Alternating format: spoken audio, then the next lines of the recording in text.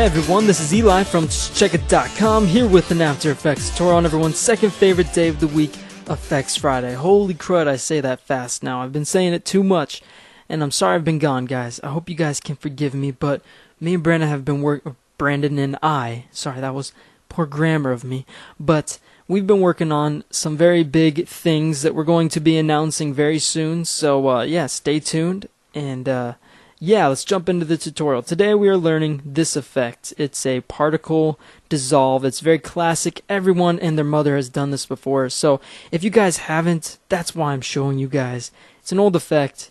It's using Particular, so I'll give a link in the description for that.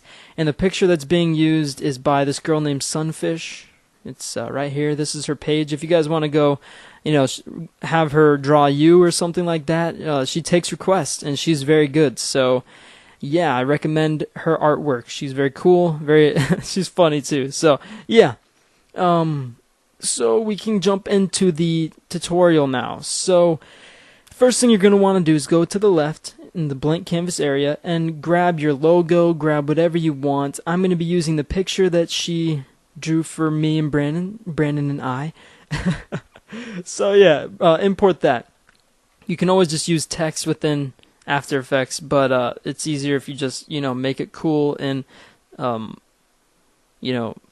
first. But yeah, so right click down here, and first thing we're gonna do. Oh wait, we got to make a composition. What am I doing right now? I'm such an idiot. Click that button to make a new composition. Let's just call this main plate because I love plates, and this is the main thing. So let's make it 4 seconds and 15 or 13 frames. That works too. So now we're going to right click and we're going to make the background real quick. So right click, go up to new. We're going to do a new solid and make it whatever color you want, but we're going to call it BG for background if you didn't know that.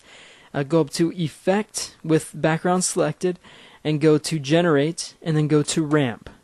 And with the ramp, first thing we're going to do is we're going to select a kind of manila color. You guys don't have to use these colors. Use whatever colors your heart desires. This effect as well, guys. This effect is all up to you guys. You guys can tweak any little setting and get a completely different effect. So experiment with it. Get good with it the way you want because it's a classic effect. And now that I'm teaching you it, you guys can use it on whatever you want. So continuing on the background, I'm going to select radial ramp. You guys can keep it linear if you want. It looks cool either way. And I'm going to just turn up the scatter because I'm going to actually turn it up to like 150 because I want it to blend very nicely. And without that ramp scatter, it's going to look like poo. So yeah, the background is now done. Great job, guys. So now, go up to project. We're going to click and drag Eli's sketch into the main composition. And the first thing we're going to do is hit S and scale her down. Where should we make it? Let's just do 47. Yeah, that looks pretty good. So, here is where things get cool / strange at first. It'll all make sense at the end. Just trust me here, guys, okay? Right click on Eli's sketch, or whatever you guys are using, your logo, whatever you want. Pre-compose it and name it, let's just call it Eli. Okay? Or, you call it logo, whatever you want. And then we're going to pre-compose it again. Okay? So right click, pre-compose, and this one we're going to call effect. Okay? And hit enter to make it another comp. So let's open up effect. Let's drag it right there. And then if you didn't already, double click Eli or logo, whatever you made, to open up that as well. It'll make sense at the end. I will explain it in a little bit, but first, let's get back to the tutorial. So, here's what we're going to do. We're going to go into the effect, like double-click effect, and it'll open up the composition for it. We're going to scroll out, and here's what we're going to do. With Eli selected, we're going to go up to the pen tool, or you can just hit G, and we're going to create a thin rectangle mask. Okay, so then we're going to go back up to the move tool and we're going to hit M to toggle the mask path, and we're going to hit a keyframe, making sure that your timeline indicator is all the way to the left, and then hit the keyframe to animate the mask. Now, You guys can make it however long you want. I'm going to make mine a 2-second fade in because whatever you do here, this is the path that the particles are going to follow, okay? So I dragged it out to 2 seconds because that's how long I want it to last. It's longer than me in bed. Boom! I'm just kidding. I whatever. I'll just ignore that. Whatever. Then bring it up. What the heck? Cheesy jokes. Okay, and then bring it up to where you want it to end. Now, bring down the mask, like the little side arrow to bring up all the options, and we're going to turn up the feather to about 150 pixels. And you guys can just drag to the middle of the effect to see how you like that. And you see how that's coming up like that? Basically, that's where the particles are going to be generated, like in the effect. If you guys look at the beginning clip again or something, you will see that that is where the particles are going to be generated. So that's the purpose of this. I know it's weird that we just created a mask within, whatever. So, just, stick with the tutorial, guys. I love you. But you got to stop asking all these questions. It's driving me crazy here. So, now go back into the main plate. And the next thing we're going to do is we're going to right click, go new, solid. And we're going to name this Particular, because that is what we're going to apply the effect onto. So with Particular selected, go up to Effect, then go down to Trapcode, and go to Particular. And now, here's where things get interesting and where it's all up to you guys. But if you guys just follow the first couple steps and then take it the way you want it, then I will be a happy teacher, okay? So go into the emitter settings, and the first thing we're going to do is go to emitter type, and we're going to change it to layer. Then we're going to go down to layer emitter, and making sure that the effect layer is set to a 3D layer, and then go back into particular, sorry. You're going to want to make sure that the effect layer is for sure a 3D layer, and then you can select it within the layer emitter. So go to layer, and then go to Effect. And now, layer sampling, we're going to change it to particle birth time. And just leave RGB. You guys can change this, mess with these settings if you want, but I'm just going to leave it. It's going to use the particles that are being emitted are going to be the color of, the picture that Sunfish drew for us. So, now here's where things get fun. But you're gonna, I'm just gonna put in some random numbers. You guys can do what you want. I'm gonna do 400,000 things.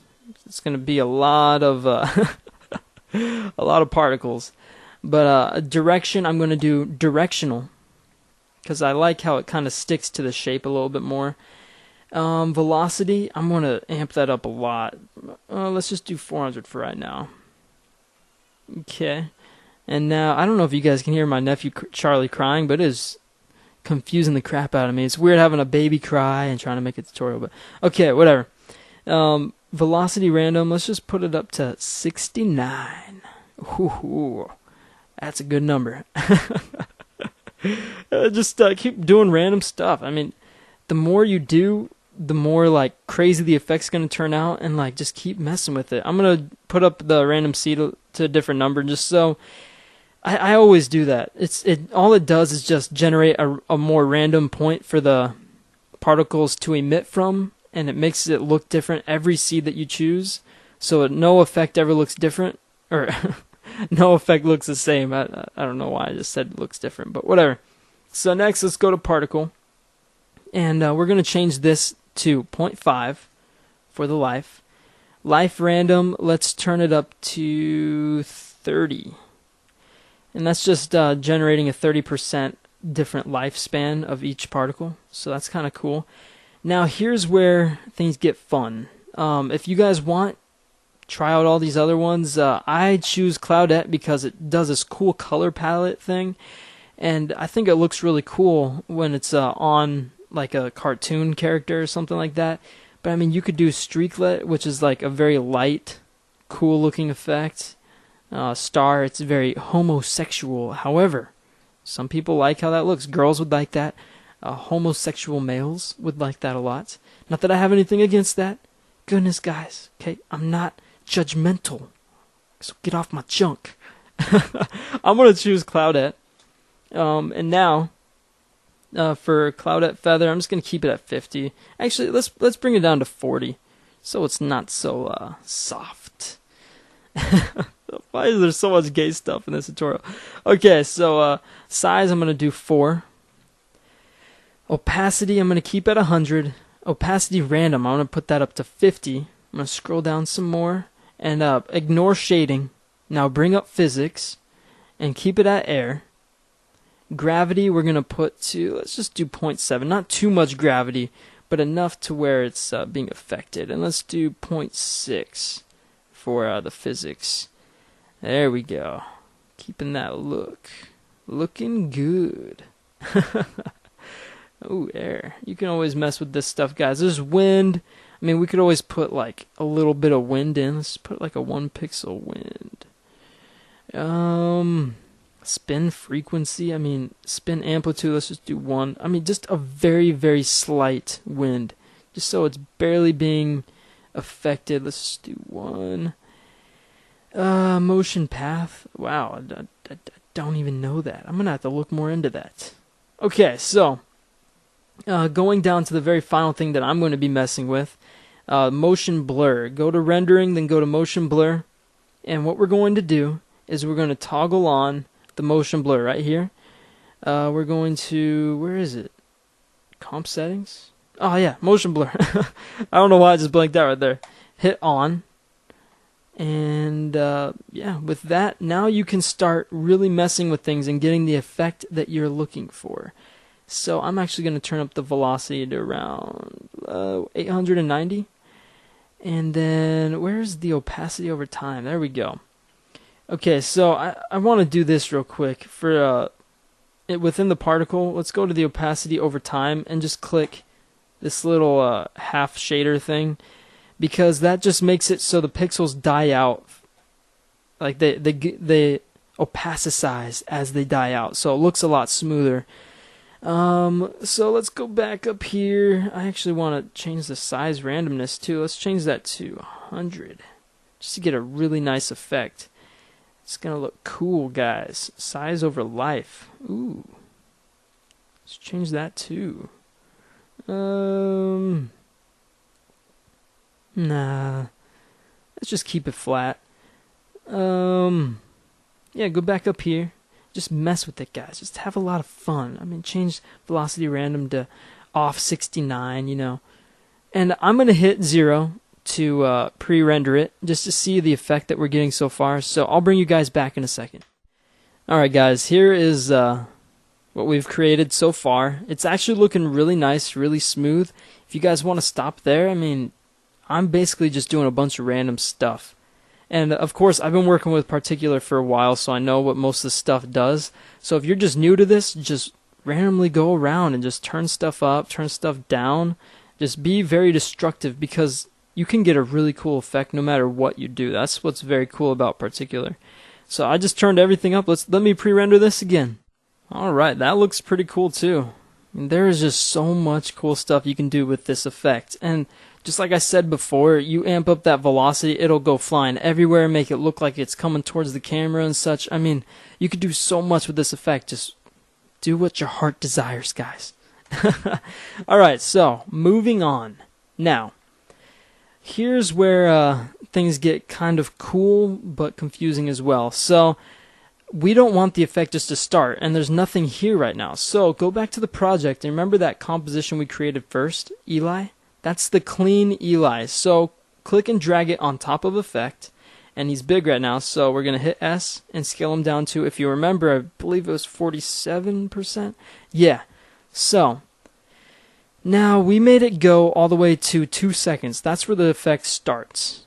Okay, so we're going to click on effect and we're going to drag it all the way back to 2 seconds, or wherever you want, really. Actually, I think I'd actually want it to start within the first second. So I actually like it at 20 seconds probably, because then it's like, okay, I've seen Eli for 25 frames. How about that? I've seen Eli for some frames, and now I want the effect to start. So how do we get it to fade away as the effect is going as well? Well, random person that I do not know but is still asking me these questions, I'm going to show you right now. Now, if you remember, hit G to bring up the pen tool, And with Eli selected, we're going to zoom out and create just a block mask real quick. Okay, so we're going to hit M to bring up the mask and then toggle the drop-down menu for it. And here's where things get fun. We're going to bring up the feather. Let's just put it up to like 50 pixels. And hit the mask path.